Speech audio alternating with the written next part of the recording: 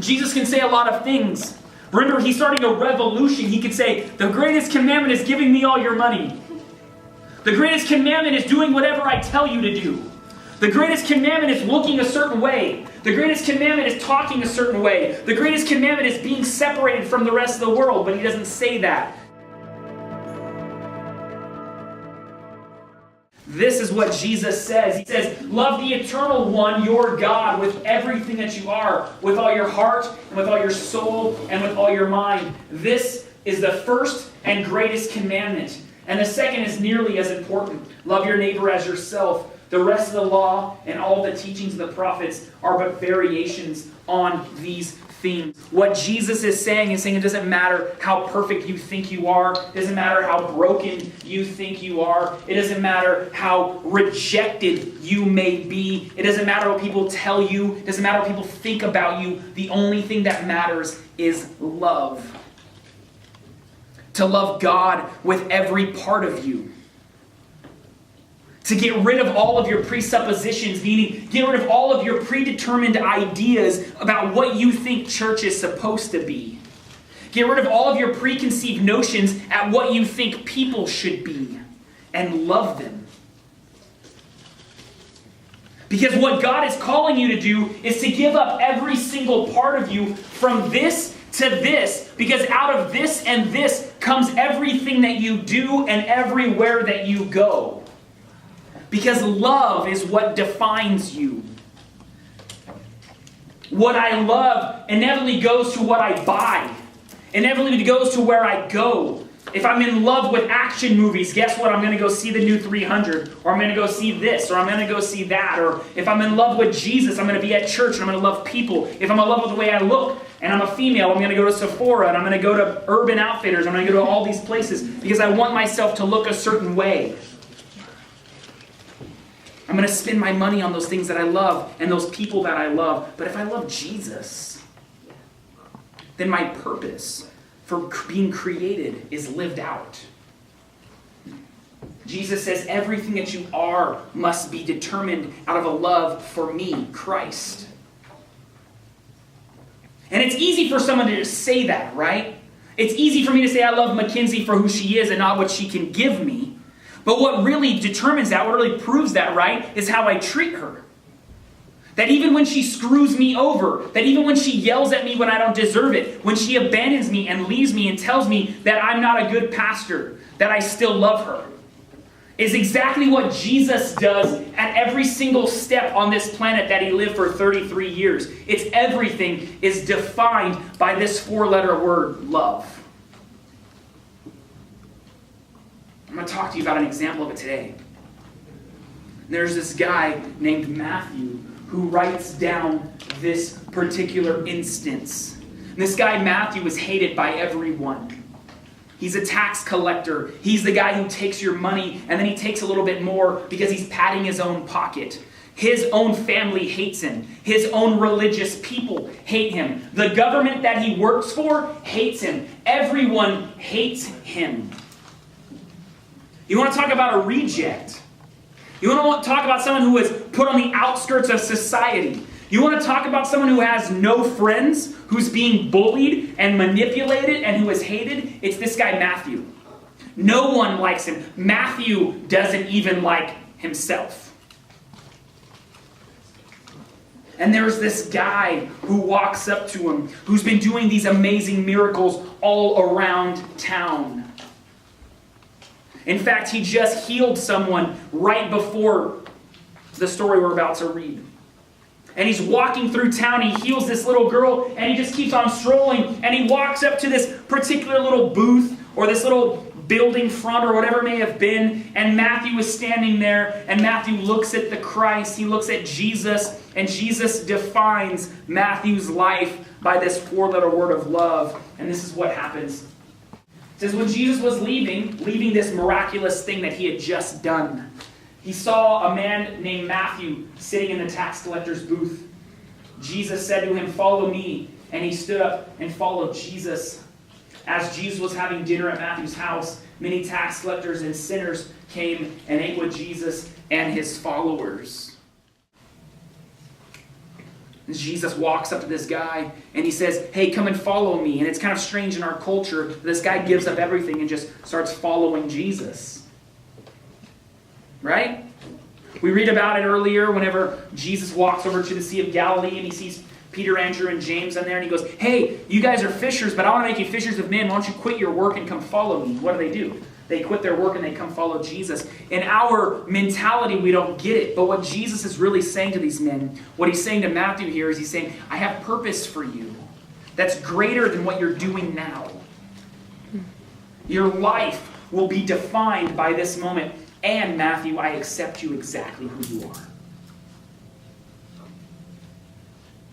This point in his life, Matthew has not been accepted. He got kicked out of school. He got kicked out of society. He found a job working for the local government, and the local government hates him. And he steals for a living. He hates himself. And Jesus walks up and says, hey, follow me. What he's saying is saying, hey, Matthew, I accept you for who you are. And so Matthew's super stoked. He quits his job, and he said, Jesus, I got a lot of money. I'm going to take you to my house, and we're going to have a big feast. But of course, the only people that were even going to remotely want to be friends with Matthew are who?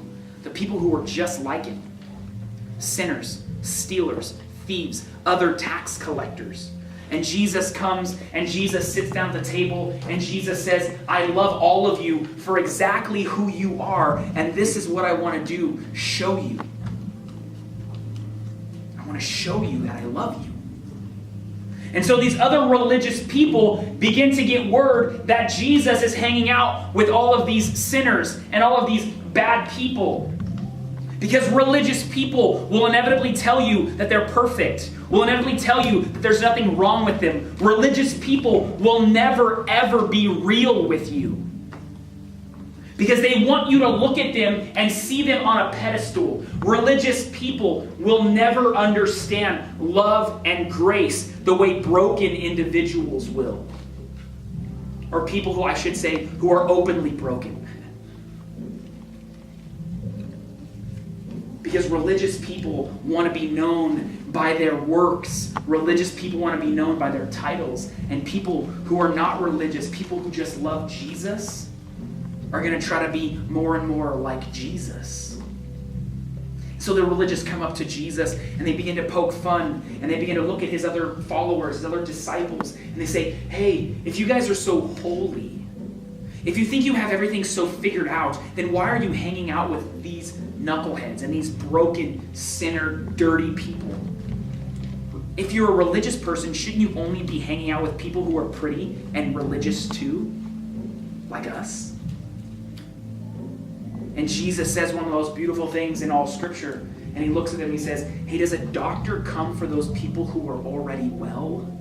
Or does he come to fix the broken and bind up the wounds of the hurt? Jesus says, that's what I'm here for. To love people. One word reputation. Every single person that Jesus brought into the fold of his 12 disciples was defined by this word, love. He loved them no matter what they did, no matter who they were, no matter where they were going, and no matter how the world defined them. Maybe you're defined as a dork, maybe you're defined as a jock, a meathead, a loser, popular, maybe you're a drama geek. I don't know what you're into, but maybe, I guarantee actually, that there's one word that the world is describing you as. And we can quickly define ourselves by that. Oh, well, I'm this because everyone says I am, so I might as well fall into that role. And we forget that the only person who is able to define us is Jesus. And Jesus says, I love you so much. I've accepted you to the point where anything you do will never, ever cause me to leave you. Jesus says, I love you.